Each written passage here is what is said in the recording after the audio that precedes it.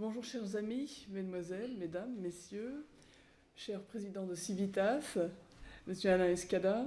Alors, je ne suis pas l'auteur de la biographie de Saint-Hugues. Par contre, j'ai contribué à l'avènement de cette bande dessinée que j'ai trouvée dans un fond de tiroir chez quelqu'un de très reculé dans la campagne. Et donc nous avons sorti ce trésor et nous l'avons mis en valeur, édité, etc. Ensuite, je suis mademoiselle et je revendique ce titre.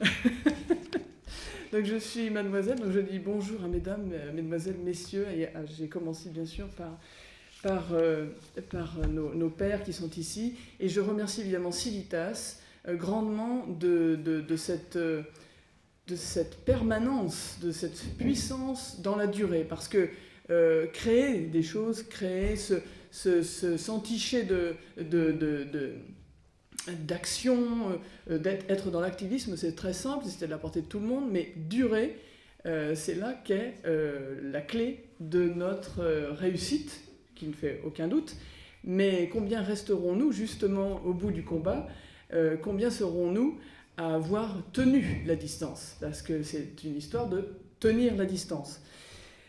Je remercie aussi beaucoup Madame Lopi hier lors de son atelier, qui a été extrêmement intéressant. Ce témoignage que vous avez donné, tout était absolument parfait. J'ai beaucoup aimé votre discours sur les bobos, parce que c'est aussi une clé pour comprendre ce qui se passe dans les communes rurales. Et votre approche extrêmement pragmatique du langage administratif, qui est aussi une autre clé fondamentale. Je remercie évidemment Monsieur Bousco qui nous a très bien expliqué la loi NOTRe, et ça va donc m'éviter de le faire. Et je vais pouvoir avoir le plaisir, non pas de vous faire une conférence, parce que ce serait vraiment présomptueux, mais plutôt de vous livrer un témoignage. Vous disiez, mon père, vous faisiez ce rapprochement avec les océans. Il est évident que les océans ont à voir avec ma conversion, puisque je le répète, mais j'ai fait ma confirmation en 2011, j'ai fait ma communion en 2011, ma première communion, et ma confirmation en 2013. Et il se trouve qu'on a créé TRFMI en 2014, et qu'en 2014, on m'a demandé d'être élu. Je n'ai pas fait campagne sur les marchés de Briand, d'abord parce qu'il n'y a pas de marché, il y a 232 habitants, donc... mais on est venu me demander de prendre part à la vie communale. Alors, vous allez me dire quel lien entre la confirmation, etc. Oui, a priori, je n'en ai fait aucun sur le moment. Mais il se trouve qu'avec le recul, c'est-à-dire 5 ans plus tard, il est évident qu'il y a un lien. Et quand Madame Lopi parle je dirais, du côté abscon, et dans abscon, il y a abs, bien sûr, donc, du langage administratif, il est évident que ce n'est pas anodin du tout. Et alors, pour appuyer mes dires et vous montrer d'où je viens dans cette réflexion, je vais prendre une référence, Simone Veil, qu'évidemment j'aime beaucoup, s'enraciner pour s'élever, et l'enracinement de Simone Veil faisant très bon ménage. Alors Simone Veil dit ceci, donc qui est pour moi parfaitement attribuable à l'emprise de l'État dans nos vies aujourd'hui. Elle écrit « L'État est une chose froide qui ne peut pas être aimée, mais il tue et abolit tout ce qui pourrait l'être. Ainsi, on est forcé de l'aimer, parce qu'il n'y a que lui. Tel est le supplice moral de nos contemporains. » Donc, c'est un résumé parfait de ce qu'est, alors, l'État, on pourrait épiloguer sur le terme État. On pourrait dire le système ambiant, parce que l'État entre les mains d'un système qui n'est pas fermé sur lui-même, ce serait parfait.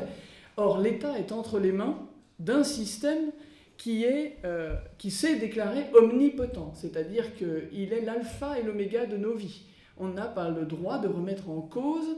Alors ce système, on lui a donné un nom, ça s'appelle la République, mais je préfère l'appeler système, mais la res publica, la chose publique, c'est pareil, ça pourrait très bien être étymologiquement entre les mains de gens bien orientés, c'est-à-dire orientés vers notre Seigneur. Alors, comme toutes les questions techniques ont été admirablement posées, je vais me permettre de témoigner de mon expérience en tant qu'élu local. Je vais insister sur un fait en introduction pour vous prouver à quel point ce témoignage, en fait, peut concerner chacun de vous. Alors ceux qui sont élus connaissent déjà l'aventure, mais ceux qui se posent des questions, surtout n'hésitez pas, foncez, c'est le moment, comme l'a très bien dit M. Alain Escada hier. Il se trouve que le nombre des communes a déjà diminué. Quand on regarde les chiffres, je vais passer les détails, mais avec la réforme des collectivités territoriales de Nicolas Sarkozy, puis la loi NOTRe de François Hollande, vous regardez les chiffres sur Internet, c'est très simple, et vous allez voir le nombre des communes qui a diminué drastiquement. Et ça n'est que le début de leur plan. Hein. Alors, vous allez me dire, mais pourquoi diminuer le nombre des communes? Alors, on va vous donner des arguments tout à fait fallacieux, du genre, il faut diminuer le millefeuille administratif, il faut diminuer les frais, les dépenses des collectivités, etc., etc. Tout ça ne tient pas la route, je vous en ferai la preuve tout à l'heure. Mais ce qui est intéressant, et qui répond à la question, si on veut bien regarder, non pas à travers les lignes, mais à travers les chiffres, c'est que plus de 94% des communes ont moins de 5000 habitants en France. Ça, c'est pour moi extrêmement important, moins de 5000 habitants. Et vous remarquerez que le but des intercommunalités est d'augmenter le nombre d'habitants, soi-disant pour augmenter les dotations. Mais revenons à ce chiffre, 94% des communes, c'est-à-dire 94% aujourd'hui de plus de 34 000, hier de 36 000 et avant la Révolution de 40 000. Alors ça veut dire quoi? Ça veut dire que si on prend les chiffres de l'Union européenne, c'est des chiffres de 2004, vous m'excuserez, 75 000 communes dans toute l'Union européenne. Et donc à l'époque, dont 36 000 en France. C'est-à-dire que nous représentons 16% du nombre des communes pour 14% de la superficie. Vous vous rendez compte de cet héritage incroyable que nous avons? Et si on prend le nombre de communes aux États-Unis d'Amérique, c'est plus de 35 000. Donc on a plus de communes que dans les États-Unis. Donc, et en comptant les dom-toms, il ne faut pas oublier nos territoires d'outre-mer, hein, parce que il ne faut pas oublier notre rayonnement. Hein, je pourrais vous donner des chiffres, mais ça vous pourrez regarder sur Internet. On a des communes outre-mer. On a quand même le 2e domaine public maritime au monde après les États-Unis. Enfin, je veux dire, il ne faut pas perdre de vue ça, parce que comme on a tendance à nous laisser sécher sur place, comme de pauvres petites tomates qu'on va mettre après dans l'huile, bon, je ne sais pas ce qu'on va en faire, il faut absolument qu'on se réhydrate, hein, qu'on se réhydrate de notre histoire, qu'on redevienne. On a un rayonnement incroyable qui est un héritage.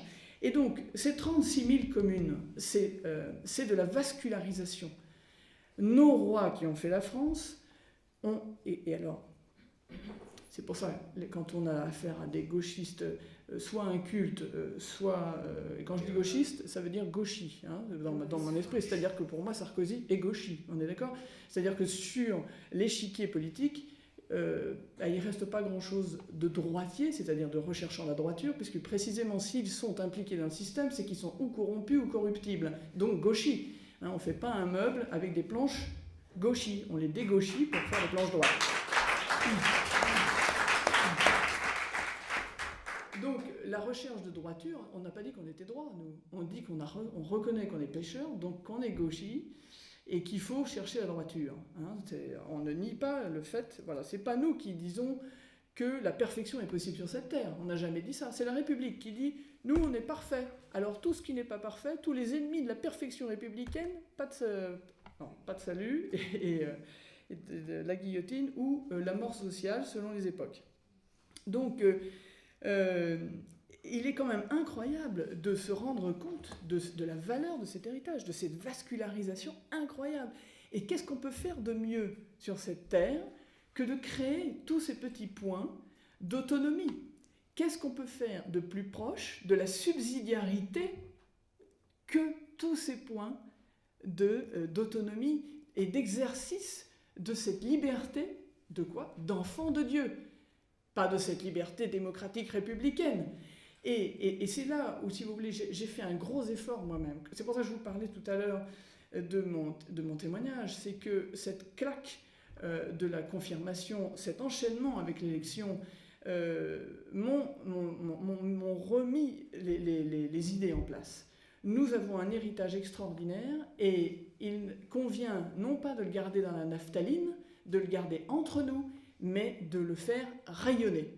Et c'est le moment, comme le disait très bien Alain Escala hier, de le faire. Ça, j'en ai l'intuition et je vais venir à mon expérience à Briand, de 132 habitants. Donc nous avons cette chance incroyable de cet héritage, de cette subsidiarité, de cet exercice qu'a fait la France, finalement, de la bonne nouvelle, des évangiles, et qu'il a appliqué de façon, je dirais, royale. Nous sommes la fille aînée de l'Église, et je pense que c'est plus de 36 000 communes en sont un témoignage. Nous avons parfaitement compris la subsidiarité, nous avons parfaitement compris le sens de la liberté. Et pourquoi nous sommes particulièrement attaqués? C'est parce que précisément nous sommes l'alternative à ce monde, qui est un monde de destruction. Il ne bâtit rien, ce monde. Et je vais aller très loin dans ce que disait Madame Lopi hier, et c'est pour ça que je m'étais permise d'interrompre, enfin pas d'interrompre, mais de participer au groupe de travail, je ne me serais pas permise d'interrompre, sur cette affaire des logements sociaux. Je vais traiter la loi NOTRe sous un angle plus, je dirais, synthétique, et par rapport à ce que j'ai vu en tant qu'élu local. C'est, de façon synthétique et rapide, l'expropriation qui continue. Voilà. Donc, vous nous avez parlé du langage. On nous a expropriés. On nous a chassés de notre propre langage. Et ça, il ne faut pas avoir peur. C'est-à-dire que toute résistance est bonne. Quand en réunion de conseil municipal, on a un membre du bureau d'études chargé de réviser le plan d'urbanisme de l'intercommunalité et qui se plante, je dirais, 99 fois sur 100. C'est-à-dire que c'est un exemple de langage abscon et d'incompétence de ces administrations qui sont financées par l'Europe, en partie, et qui viennent vous expliquer comment vous allez organiser vos maisons, votre plan d'occupation des sols, et qui 9 fois sur 10 se plantent. J'ai un exemple, mais je pourrais vous en citer 100. Bon, alors, vous, à Ygrande, vous allez... Voilà, là, ce sera la zone artisanale, là, la zone agricole, là, la zone... Là, vous allez faire des logements. Et là, je vois madame le maire, qui se tape sur le ventre de rire et qui lui dit, mais là où vous voulez mettre des habitations, c'est inondable. On n'a jamais pu construire là. Donc, oui, mais nous avons décidé que... Et il a fallu... Mais des réunions, des disputes, pour leur faire comprendre que le petit calcul qu'ils avaient fait depuis leur bureau d'études quelque part à Paris n'était pas valable, que cette zone était inondable et qu'on ne construirait pas ici. Donc quand on nous explique que c'est pour limiter les dépenses, d'un point de vue pratique, je peux vous dire, j'ai même pas besoin de regarder le résultat de la Cour des comptes, la Cour des comptes elle-même a révélé que ce niveau supplémentaire était plus de 60% de dépenses publiques en plus. Donc, quand on nous dit que les intercommunalités sont destinées à diminuer les coûts et que c'est pour ça qu'elles existent, c'est totalement faux. Et c'est pas moi qui le dis, c'est la Cour des comptes. Donc une incompétence qui augmente tous les niveaux, qui dissout la décision, qui dissout qui dissout pas les responsabilités, mais qui dissout la décision et l'autorité, mais qui fait reposer toujours les responsabilités sur le maire, par contre. C'est-à-dire que le maire n'a plus la main sur la gestion du plan d'occupation des sols, mais par contre, quand vous n'êtes pas content parce que vous n'obtenez pas le permis de construire, eh bien c'est le maire qui se prend tout dans les dents, et c'est au maire qu'on demande de ratifier tous les textes qu'il n'a pourtant pas pu faire délibérer en conseil. Donc ça s'appelle de l'expropriation, mais en plus, vous êtes responsable de cela même dont vous avez été exproprié. Et ça revient à cette idée du logement social qu'on soulevait hier en groupe de travail, c'est qu'on en arrive aujourd'hui à avoir des maires de qui on exige la création de logements sociaux, mais la CAF va se permettre de loger, après grand renfort d'appels d'offres, etc., auprès de bailleurs sociaux, de loger par exemple, et là je vous donne un exemple bien concret, parce qu'on a les pieds sur terre à Terre et Famille, un exemple dont j'ai eu connaissance hier, de Kosovars qui sont arrivés, pour ceux qui n'étaient pas un groupe de travail, à 23 dans une maison qui était faite pour 5 personnes, qui font semer la terreur dans une petite ville de Saône-et-Loire partout, et donc le maire de demander aux propriétaires des lieux de lui dire, et en plus, enfin cette personne, ce maire l'a fait ironiquement, ou je dirais faussement, naïvement, en plus vous devez avoir du mal à vous faire payer vos loyers quand même, hein. Et là le propriétaire, très embêté parce que son bien est en grand danger, de répondre « Ah mais non, la CAF paye ». Alors le maire de dire « Oui, mais seulement une partie », toujours naïvement le maire. Ah non, la totalité, et même ils ont un petit peu plus que la totalité du loyer. Donc vous vous retrouvez quand même en tant que maire dans une situation impossible. Donc ce maire est allé chez les gendarmes en disant « Écoutez, là ça ne peut pas durer, cette bande de Kosovars est en train de semer la terreur partout, il faut agir ». Et la réponse qui a été faite par les gendarmes, de très bonne... si vous voulez, c'est là où il faut déceler le piège. C'est que les gendarmes ont répondu « Ah oui, vous avez raison, c'est terrible. Mais d'ailleurs, le gouvernement est en train de plancher sur un permis de louer. C'est-à-dire que le propriétaire va devoir maintenant montrer qu'il est apte, probablement qu'il a gardé ses 5 sens, qu'il est apte à louer. Et c'est pour éviter donc qu'il y ait 23 personnes dans un logement de 5. Et là, vous vous rendez compte, pour notre bien, pour protéger le propriétaire, on va inventer le permis de louer. Vous voyez la perversité du truc, pendant que la CAF finance à plus de 100% les loyers. Donc ça veut dire quoi ? Ça veut dire quoi ce permis de louer ? Ça veut dire que c'est juste la veille de la réquisition de nos biens immobiliers pour y mettre des Kosovars dont on financera le loyer et plus. C'est l'expropriation qui continue. Alors maintenant, sur ce constat qui est franchement consternant, et là je vous donne un exemple qui m'est arrivé hier au téléphone, j'en aurai beaucoup d'autres. Alors maintenant, qu'est-ce qu'on fait ? Face à un langage abscon, eh bien, en fait, à Terre et Famille, on part du principe qu'il n'y a pas de petites actions. Et on s'aperçoit même que ces petites actions qui sont du genre, parce que s'intéresser à la vie de sa commune, c'est pas... Tout le monde ne pourra pas être sur une liste. Tout le monde ne sera pas élu maire. Mais par contre, et ça, le système se garde bien de le dire, mais toutes les réunions de conseils municipaux sont publiques. Il faut commencer, avant même, je dirais, toute chose, et d'ici aux élections de 2020, aller à vos réunions de conseil municipal et assister. Je vous donne quelques exemples. Dans l'affaire, par exemple, des vitraux d'Anzy-le-Duc, le problème, on est venu nous chercher, nous, pour défendre les vitraux d'Anzy-le-Duc. C'était un scandale dans une église qui a failli être monstrueusement défigurée et on s'est battu pour. Mais, excusez-moi, mais les quelques personnes qui sont venues nous voir n'avaient jamais pris la peine. Elles étaient alarmées parce qu'elles étaient concernées au premier chef, mais n'avaient jamais été à la réunion de conseil municipal. Ne serait-ce que la présence, votre présence, vos yeux, vos cerveaux présents, il ne s'agit même pas de prendre la parole, mais quel courage déjà d'être présent dans la salle. Mais ça change tout. Est-ce que vous croyez que le maire de Chartres, si ses conseils municipaux étaient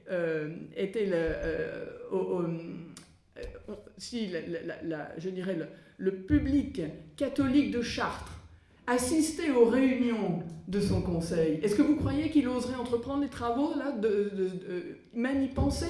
Est-ce que vous croyez que le maire de Saumur, qui a osé penser, et encore une fois, nous étions dans l'ombre, défigurer la chapelle Saint-Jean du XIIIe siècle en faisant un levrette café, un bar de nuit, en plein cœur de ville, ça ne s'est pas fait parce que nous avons veillé.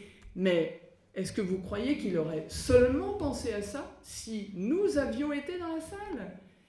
Parce qu'il ne faut pas se faire d'illusions. Dans les conseils municipaux, vous avez le maire qui, généralement, a une certaine emprise sur son conseil, d'une façon ou d'une autre, hein, selon les petites et les grandes communes, les enjeux et les manœuvres politiques ne sont pas les mêmes. Et les choses passent dans l'ombre, et on fait nos petits cocktails, nos petits arrangements, nos petites lâchetés en famille, entre guillemets, voyez-vous. Et donc, si vous êtes là, ne serait-ce que dans le public, mais ça change la donne du jour au lendemain. Si nous, catholiques, nous sommes ne serait-ce que présents aux réunions de conseil, d'abord, vous allez vous informer sur les dossiers en cours, ce sera une très bonne école, en imaginant que vous soyez sur une liste ou élu en 2020. Il est indispensable de commencer déjà à prendre d'assaut les conseils. Alors, moi, je peux vous dire que ceux qui savent que les réunions de conseil sont publiques, c'est nos adversaires les plus farouches. À la gauche rouge foncé, alors elle ne se gêne pas pour occuper les conseils. Ça, je peux vous dire, les conseils municipaux, les réunions eux, ils le savent. Et nous, on n'y est pas. Mais qui est responsable? C'est pas nos ennemis qui sont là, c'est nous. Mais qu'est-ce qu'on fabrique? On préfère rester devant la télé ou... Alors vous allez me dire, oui, mais je suis débordé, machin. Oui, mais comme le disait très bien Alain hier, c'est un devoir d'État. C'est quelle vie vous voulez laisser à vos enfants? Et votre action politique commence devant le seuil de votre porte. Moi, je veux bien entendre que vous êtes débordés, vous êtes des parents de familles nombreuses, etc. Vous avez raison. Moi, je suis célibataire, je suis mademoiselle. Mon rôle, c'est de vous secouer les puces. J'ai bien conscience du niveau d'occupation quotidienne que vous avez. Mais néanmoins, je crois qu'on a traité comme secondaire quelque chose qui est primordial. Parce que quand j'ai été élu, et là j'en viens à mon expérience vraiment personnelle, quand j'ai été élu, je me suis dit, mais qu'est-ce que je vais faire? Et certains de mes amis m'ont dit, le maire n'a plus de pouvoir, qu'est-ce que tu fabriques et tout, enfin, t'es vraiment 232 habitants, n'importe quoi. Mais en fait, alors j'avoue ne pas m'être vraiment posé la question, et puis je me suis dit, bon, les commissions externes ne m'intéressent absolument pas, donc la communauté de communes, tout ça, d'abord j'ai pas le temps parce que je suis quand même beaucoup prise par ailleurs, donc j'ai pris toutes les commissions internes, et en particulier le patrimoine. Et qu'est-ce qu'il y a dans le patrimoine? Une église du XIIe siècle. Un presbytère, un cimetière, quelques bâtiments communaux. L'église était en très mauvais état. Je venais de recevoir la confirmation.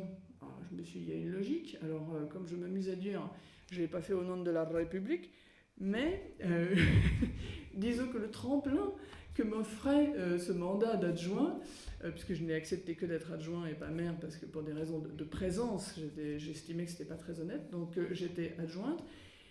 Eh bien, avec une conseillère, la doyenne, on a commencé par faire l'état des lieux de l'église, et puis on a mis de l'ordre dans la sacristie qui sentait le moisi. On s'est dit, oulala, il y a un gros travail. Pourquoi? Parce qu'il y a les toitures qui fuient. L'électricité, on avait peur de toucher un bouton pour mourir électrocuté. Tous les bancs étaient en train de vermoulus, en train de s'effondrer.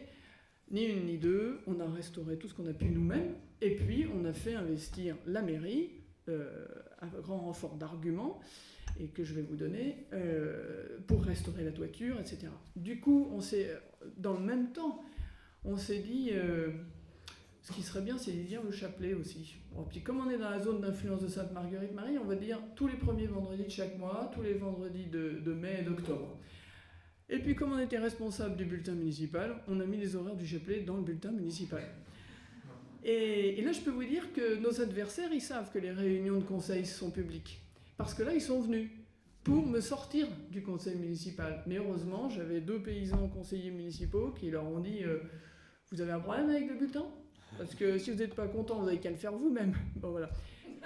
Néanmoins, ils ne sont pas pratiquants, ces paysans, ils ont perdu le fil, on va dire. Ils ont perdu le fil. Il faut imaginer des gens qui ont perdu le fil d'Ariane, qui sont perdus en fait dans le noir. Et nous, ce qu'on peut faire, c'est de leur dire « Regarde, il est là, le fil. » Donc, et d'ailleurs, c'était marrant, cette réunion, c'était drôle, parce que à la fin de cette réunion, on buvait un petit coup, et les paysans qui ne pratiquent pas disaient « Ah ouais, tu te souviens, René, quand on allait dans le bus là pour les pèlerinages et tout, oh là, et la première communion, tu te souviens? Incroyable !» Et toute la fin de la réunion de conseil s'est tournée autour, parce que ces diablotins gauchisés étaient venus me virer du conseil parce que j'avais osé mettre les horaires du chapelet dans le bulletin municipal. Ce à quoi j'aurais répondu, il me semblait qu'il y avait les horaires de messe à l'entrée des villages avant, qu'il ne s'agit pas d'une obligation mais que d'une information, et qu'on ne peut pas priver une partie de la population d'une information qui est qu'il y a un chapelet à 18h tous les jours, tous les vendredis, premier vendredi de chaque mois, etc. Donc, on a restauré cette église, on y a dit le chapelet, et puis le presbytère était dans un état absolument épouvantable. J'ai vu le moment où il allait terminer soit en logements sociaux, sachant qu'il jouxte l'église. Et je me suis dit, il va terminer comme il est très vaste, hein, on va faire des logements sociaux là-dedans, j'étais catastrophée, il voulait abattre le mur. Ça, c'est le PLUI européen, le mur du presbytère qui est très épais parce que ce sont des restes de fortification. Il fallait l'abattre pour créer des places de parking pour être aux normes européennes. Alors qu'à Briand, il n'y a pas besoin de places de parking. Hein. Je ne vous cache pas que 232 habitants, il y a plus de bétail que d'habitants. Donc, et là, vous vous dites, attendez, et c'est là où il faut être, ce que vous disiez hier, tout à fait, faire dissoudre tous vos complexes. Le bon sens de chacun d'entre nous est tellement plus puissant que cet encombrement cérébral issu du programme des grandes écoles.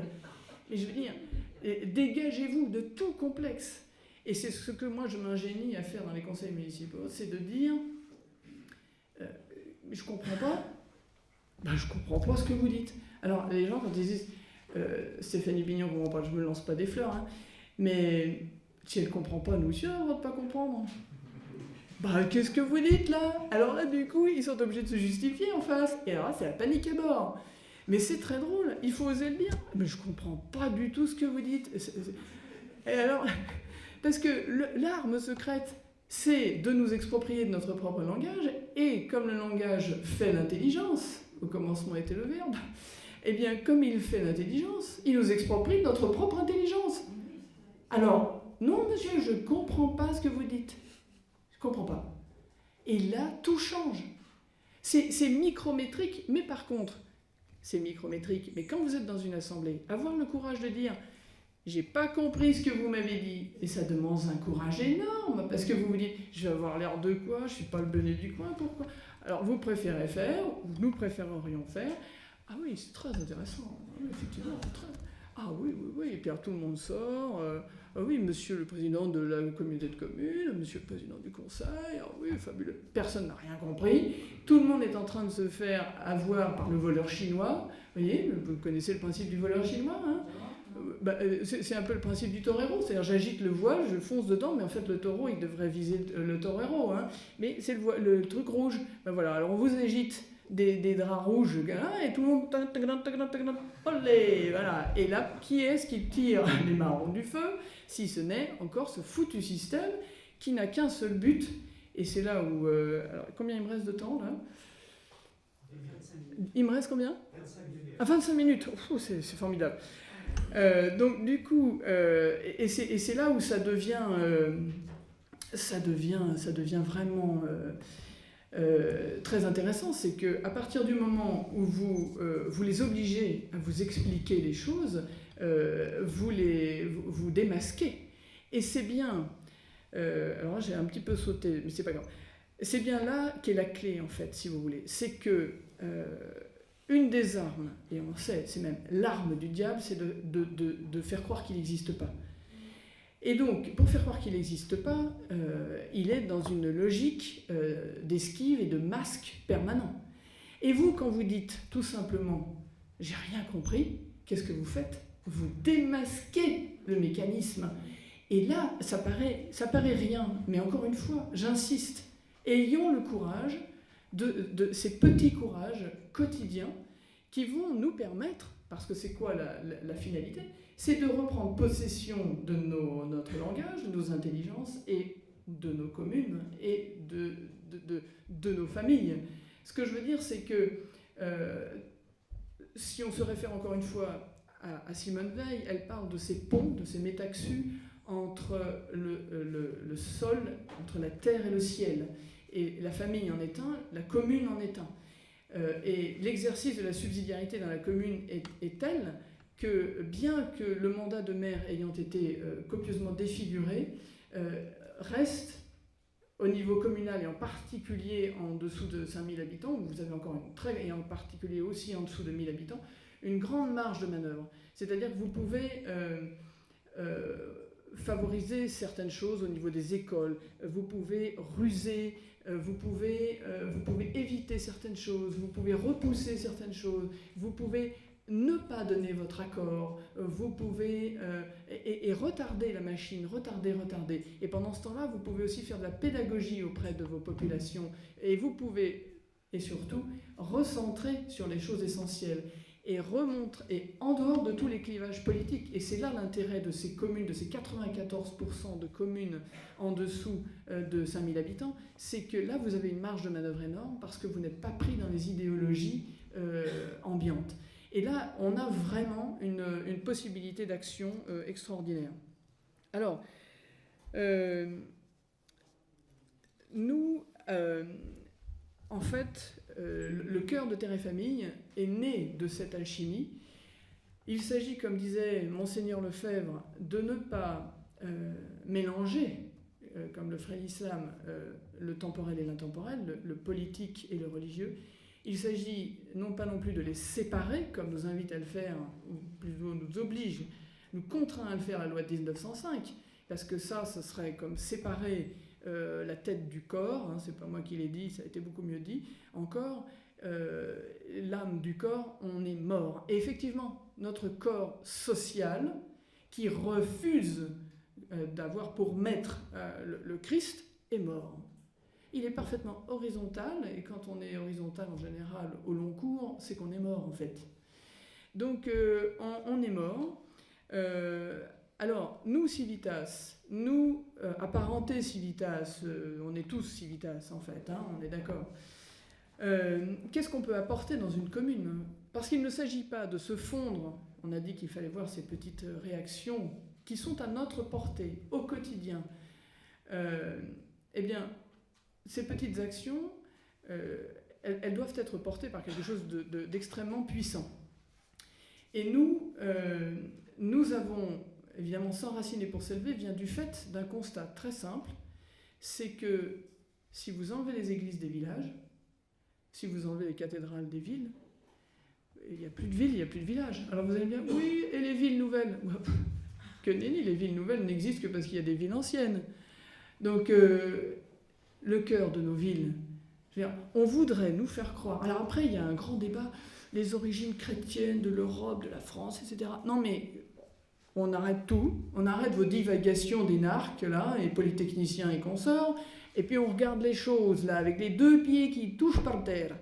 Eh bien, qu'est-ce que vous voyez? Vous voyez un paysage rural qui est totalement médiéval, et toutes nos villes, qui ont un intérêt, ont toute une architecture médiévale.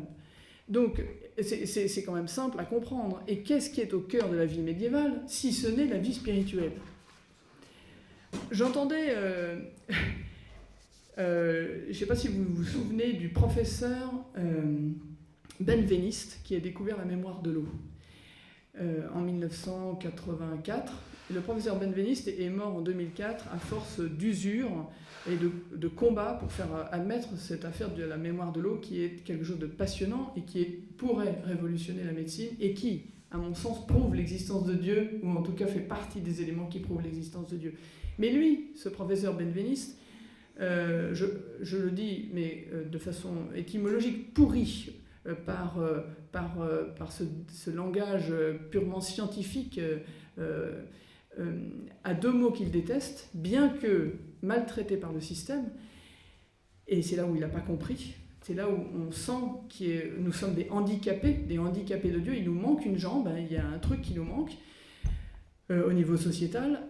Il dit, il y a deux mots que je déteste, craquer, je vais craquer, il dit, ça, je trouve qu'on a à faire notre tâche sur ça, mais je déteste le mot Dieu.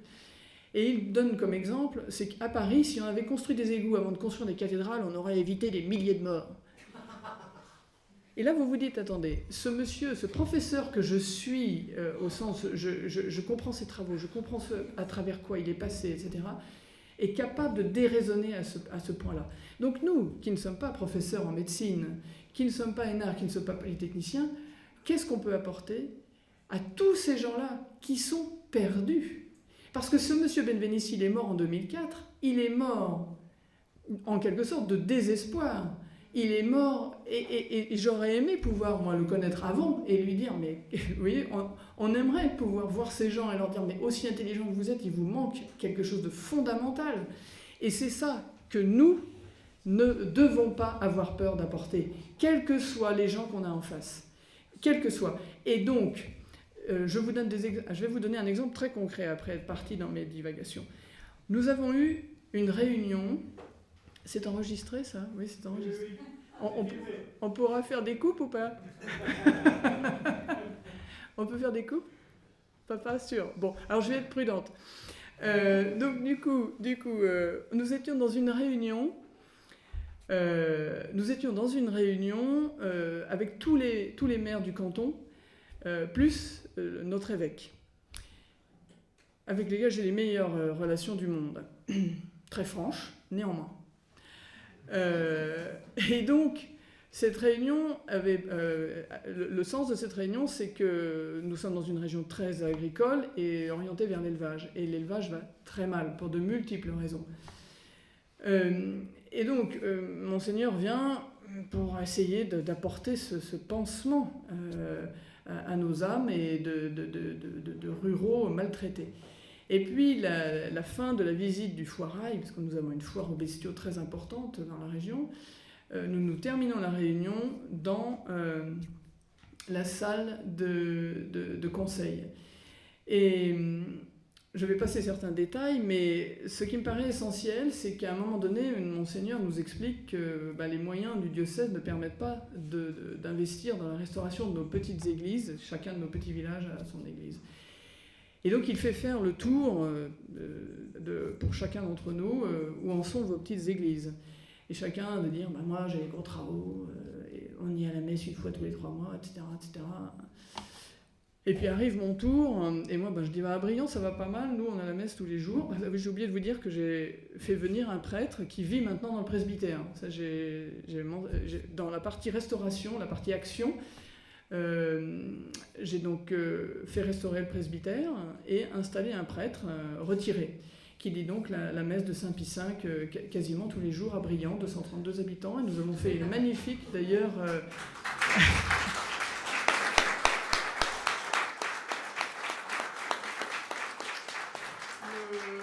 nous avons fait une magnifique procession au flambeau pour le 15 août dans le village de Briand. Et je vous cache ma joie parce que c'est assez extraordinaire de pouvoir vivre ça. Et donc ça fait partie justement de mes œuvres d'adjointe. Et donc j'en étais à cet exemple de réunion et je dis, nous à Briand ça va pas mal, on a une messe tous les jours, ouais. Et l'église est en bon état, oui, elle est en très bon état. Et puis là, je me dis, mais je me permets, je dis aux maires qui sont autour de cette table, il faut reconnaître que sans nos églises, nos villages n'existent pas. On est bien d'accord que chacun d'entre vous, il y a des maires communistes, anticléricaux, il y en a une qui pratique sa religion sur les 20 maires qui étaient là. Hein, donc vous êtes bien d'accord que sans nos églises, les villages, il n'y a plus de villages. Hein. Ah, ouais. Vous êtes bien d'accord aussi que finalement sur tous nos bulletins municipaux, qu'est-ce qu'on met on met en couverture la photo de nos églises du XIe, XIIe siècle. Ah oui, absolument. Alors je regarde Monseigneur et je lui dis, oui, Monseigneur, en fait, ne vous faites pas de soucis pour nos églises, parce que finalement, qui a fait Lourdes? Lourdes, c'est pas l'État qui a fait Lourdes, c'est même pas l'Église. Eh bien, vous voyez, je pense que nos églises seront sauvées par la ferveur populaire. Et là, même le maire communiste, ah oui, tout à fait, la ferveur populaire. Donc, c'est pour ça que je tiendrai à ce que ça reste entre nous, mais bon, tant pis. Faut pas dévoiler ces cartouches trop. Alors, du coup, si vous voulez, je pense, encore une fois, alors là c'est pareil, je suis sortie de cette réunion, j'étais exténuée, je vous cache pas, parce que j'ai pas eu l'impression d'avoir... Parce que vous savez, il faut être assez rapide quand même. Et je pense que c'est à la portée de tout le monde parce que j'ai pas eu l'impression d'avoir utilisé mon intelligence. J'ai l'impression qu'on est passé à travers moi, voyez. Donc, une fois qu'on est dans la sincérité, en fait, il faut se laisser aller à être sincère. Non, je comprends pas. Et puis après tout, c'est vrai, à Lourdes, vous voyez. Alors, c'est une autre réflexion que je vous confie parce qu'on a été aussi confronté à la crèche. Parce que j'ai osé mettre une crèche sur la voie publique, évidemment. La première année, c'était des tout petits personnages que j'ai été prise de court, mais la deuxième année, ils étaient beaucoup plus grands, les personnages. Et donc, évidemment, du coup, ça donne lieu à des choses extravagantes, du genre... nous aussi, on va faire... Alors, la déco de Noël, c'était des petits patineurs dans un décor en bois. Et évidemment, moi, j'arrive, je mets une crèche, ça fait mauvais genre. Pour Noël, mettre une crèche, ça fait mauvais genre, franchement. Et donc, je mets ma grande crèche, et alors là, on s'est retrouvé avec Blanche-Neige en réaction. Blanche-Neige et 3 nains. Et 3 nains sur lesquels ils avaient mis des noms. Liberté, égalité, fraternité. Alors c'est ça que je leur ai dit, mais c'est formidable, messieurs, parce que même moi, j'aurais pas osé vous faire un coup pareil. La liberté, l'égalité, la fraternité portée par des nains. Merci beaucoup.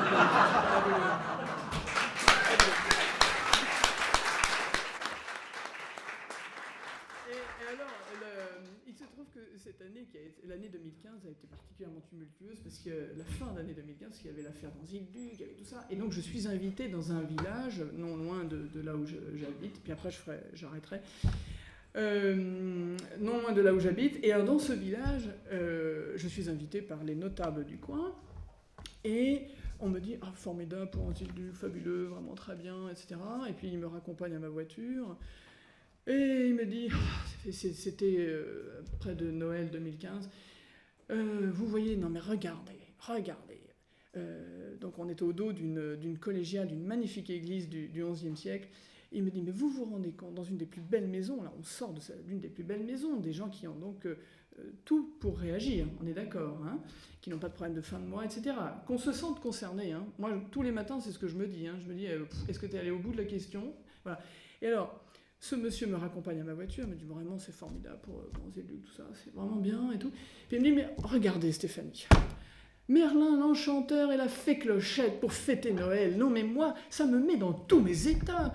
J'ai envie de donner des coups de pied dedans. Tiens, je vais mettre les poubelles. Là, il y avait les poubelles à roulettes. Je mets les poubelles à roulettes devant Merlin l'Enchanteur et la fée Clochette. Enfin, Noël, c'est pas ça. Et alors là, bêtement, c'est vraiment un exemple que je garde moi-même en tête et que je me plais à répéter parce que... Bêtement, je ne l'ai pas dit en pensant faire une phrase intelligente, pas du tout. Mais j'ai posé la question. J'ai dit, mais et vous, votre crèche, elle est où?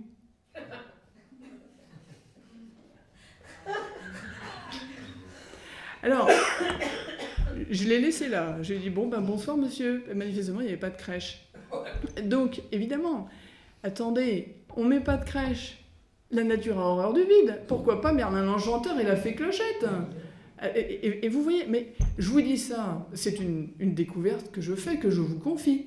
Je me suis dit, mais attendez, c'est aussi bête que ça, mais en même temps, c'est pas si simple que ça. Il ne s'agit pas de brandir la crèche comme un instrument politicien, comme certains le font, hein. C'est pas ça du tout.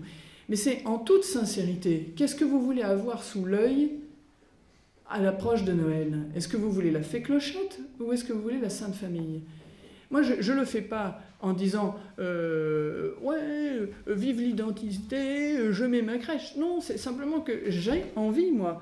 J'ai envie d'avoir sous l'œil des crèches dans tous les villages de France et pas la fée Clochette. Alors qu'est-ce que je fais? Je donne des coups de pied dans tout ce qui n'est pas la Sainte Famille? Non. À mon avis, c'est être très outrecuidant, très orgueilleux de penser que mon coup de pied va terrasser le diable. À mon avis, là, on perd son temps. Par contre, si je demande l'aide de la Sainte Famille et que je mets la Sainte Famille au cœur de mon village, eh ben, je peux vous dire aujourd'hui que Blanche-Neige n'est plus chez nous, à Briand.